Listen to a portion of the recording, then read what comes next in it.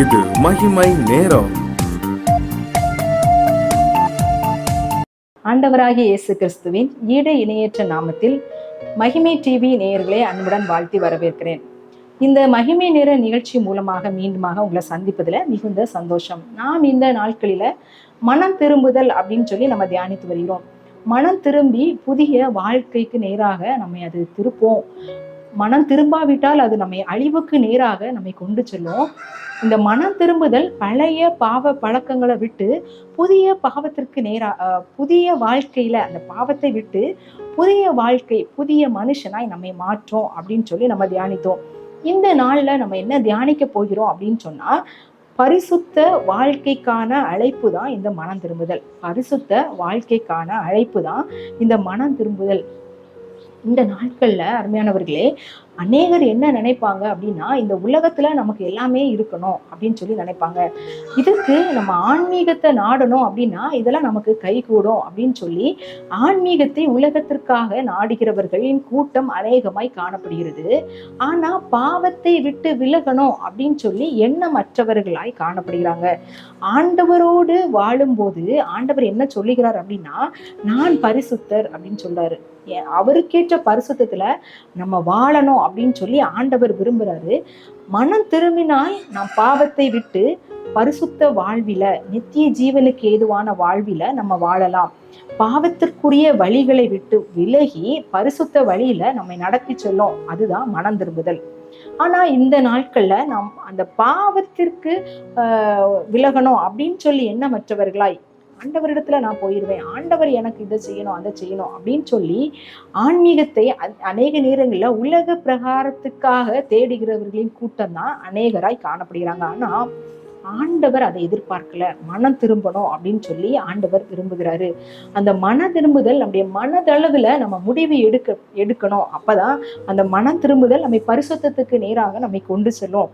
நம்முடைய மனதுல மாற்றங்கள் ஏற்படாவிட்டால், நான் இந்த பாவத்தை செய்யறேன், இந்த பாவ பழக்க வழக்கத்திற்கு அடிமையா இருக்கிறேன், இந்த சின்ன காரியம்தான், ஆனா இது என்னுடைய பரிசுத்தமான வாழ்வுக்கு அது குலைச்சலாய் காணப்படுகிறது, ஆண்டவருக்கு பிரியமாய் அது என்னை கொண்டு செல்லல அப்படின்னு சொல்லி நம்ம உணர்ந்தா கூட நிறைய நேரங்களில அதை விட முடியாதவர்களாக நம்ம காணப்படுகிறோம். மனதுல ஒரு தெளிவான முடிவு எடுக்க முடியாதவர்களாக நம்ம காணப்படுகிறோம். பரிசுத்த ஆவியானவரின் துணை இல்லாம இது நம்முடைய வாழ்வில் நடைபெறாது. ஆனா அதற்கு நம்முடைய ஆசை, நாம் மனதுல ஒரு எண்ணம், நான் இதை செய்யக்கூடாது அப்படின்னு ஒரு முடிவு நாம் எடுக்க வேண்டும்.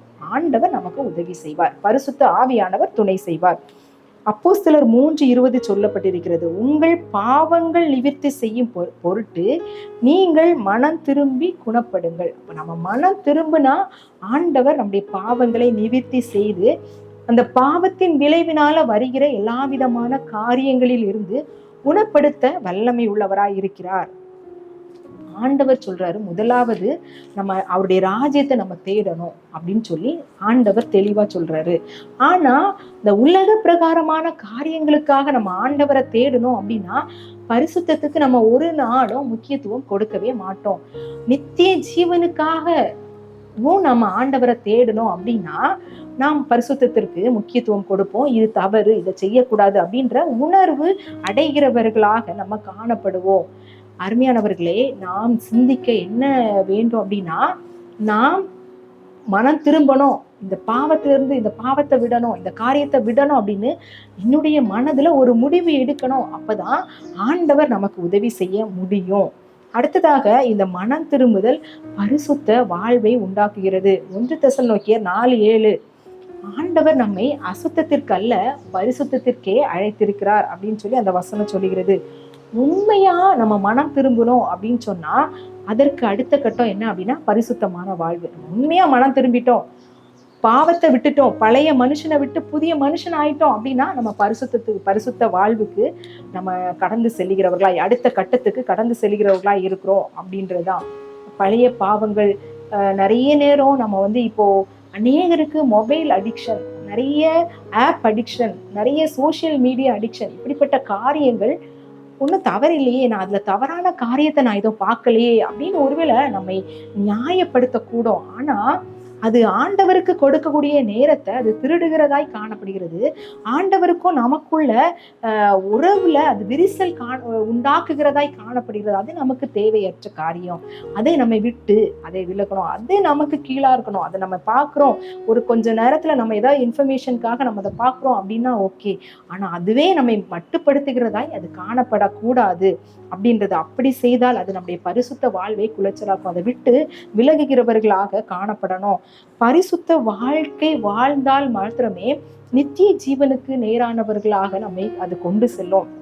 எபிரேயர் 12:14 பரிசுத்தம் உள்ளவர்களாய் இருக்கவும் நாடுங்கள் அப்படின்னு சொல்லி வசனம் சொல்லுகிறது. இன்னொரு வசனம் சொல்லப்பட்டிருக்கிறது, பரிசுத்தம் இல்லாமல் ஒருவரும் தேவனை தரிசிக்க முடியாது. அப்போ தேவனை தரிசிக்கணும், அவருடைய நித்திய ராஜ்யத்தை அடையணும் அப்படின்னா நம்முடைய வாழ்வில் பரிசுத்தம் காணப்படணும். அந்த பரிசுத்தமான வாழ்க்கைக்கு நமக்கு மனம் திரும்புதல் மிகவும் அவசியமாய் காணப்படுகிறது. அந்த ஏசாயா தீர்க்கதரிசி பார்த்தீங்க அப்படின்னா ஆண்டவருடைய தேவாலயத்துல அவருடைய அந்த வஸ்திர தொங்கலால் அந்த தேவாலயத்தில் அவருடைய பிரசன்னத்தினால நிறையும் போது அவங்க எல்லாரும் பரிசுத்தர் பரிசுத்தர்னு கேருபீன்கள் சேராபீன்கள் போற்றப்படும் போது அவன் சொல்றான், ஐயோ நான் அசுத்த உதடுள்ளவன், அசுத்த உதடுள்ள ஜனங்களின் நடுவுல நான் குடியிருக்கிறேன், நான் அதமானேன் அப்படின்னு சொல்லி அவனுடைய பாவ உணர்வு அடையும் போது அந்த நெருப்பு தகட்டால் அந்த கேராபீன்கள் ஒருவன் அவனுடைய உதடை தொட்ட உடனே அவனுடைய பாவம் நிவிர்த்தி ஆனது அப்படின்னு சொல்லி நம்ம பார்க்கிறோம். அதற்கு அப்புறமா அவன் ஒரு வல்லமையான தீர்க்கதரிசியாக அவன் மாற்றப்பட்டான். அதே போல நம்முடைய காரியங்கள், நாம் அசுத்த உதடுள்ளவர்கள், நாம் மனுஷீகமான காரியங்களை செய்கிறவர்கள், நம்ம பாவமான காரியங்களை செய்கிறவர்கள் தான். ஆனா நாம் ஆண்டவருடைய சமூகத்துல மனம் திரும்பும் போது அவர் நம்முடைய பாவங்களை மன்னிக்கிறவராய் மாத்திரமல்ல, புதிய மனுஷனாய் மாற்றுகிறவராய் மாத்திரமல்ல, நம்மை பரிசுத்தப்படுத்துகிறவராகவும் நம்ம ஆண்டவர் நம்மை மாற்றுகிறார். அந்த பரிசுத்தம் நித்திய ஜீவனுக்கு ஏதுவான பரிசுத்தமாய் காணப்படுகிறது என்பதுல எந்த விதமான சந்தேகம் இல்லை. இந்த நாள்ல நம்ம ஆண்டவரிடத்துல ஜெபிக்கலாம், ஆண்டவரே உண்மையான மனம் திரும்புதலை தாங்க. ஒரு நாள் நான் மனம் திரும்பிட்டேன், அதனால நான் மனம் திரும்ப அவசியம் இல்லை அப்படின்ற உணர்வை என்னிடத்திலிருந்து எடுத்து போடுங்க. ஒவ்வொரு நாளும் மனம் திரும்புதலுக்கு ஏற்ற கனிகளை கொடுக்கும்படியாக பரிசுத்த ஜீவியத்துல வழி நடத்தும்படியான கிருபையை தாங்க அப்படின்னு சொல்லி நம்ம ஜெபிக்கலாம். எங்களை அதிகமாய் நேசிக்கிற எங்கள் அன்பின் கர்த்தாவே, இந்த நாளுக்காக உமக்கு நன்றி செலுத்துகிறோம். இந்த நாளில் ஆண்டவரே நாங்கள் தியானித்தோம், இந்த மனம் திரும்புதல் பரிசுத்தத்துக்கு நேராக, பரிசுத்த வாழ்வுக்கு நேராக எங்களை வழி நடத்தும் அப்படின்னு சொல்லி நாங்க பார்த்தோம். அநேக நேரங்கள்ல முதட்டளவுல நாங்க எங்கள் பாவங்களை அறிக்கை செய்கிறவர்களாகவும் அதை விட்டு விடாமல் தொடர்ந்து செய்கிறவர்களாக நாங்க அநேக நேரங்கள்ல காணப்படுகிறோம். அந்த தவறின காரியங்களுக்காக நாங்கள் மனம் வருந்துகிறோம். அந்த மனம் வருந்துதல், அந்த துக்கம் எங்களுக்கு ஆண்டவரே லௌகீக துக்கமாய் காணப்படாதபடி தேவனுக்கேற்ற துக்கமாய், அது ரட்சிப்புக்கு அடையும்படியான துக்கமாய் எங்களுக்கு அதை மாற்றி நாங்கள் ரட்சிக்கப்பட, பரிசுத்தமாய் வாழ, உங்களுடைய பரிசுத்தத்துக்குள்ள நிலைத்திருக்க, பரிசுத்த ஆவியில பலப்பட எங்களுக்கு நீங்க கிருபை தரும்படியாய் ஜெபிக்கிறோம். கடைசியில உங்களுடைய நித்திய ராஜ்யத்தை நாங்க பெற்றுக்கொள்ளணும், நித்திய ஜீவனை நாங்க சுதந்திரிக்கணும்.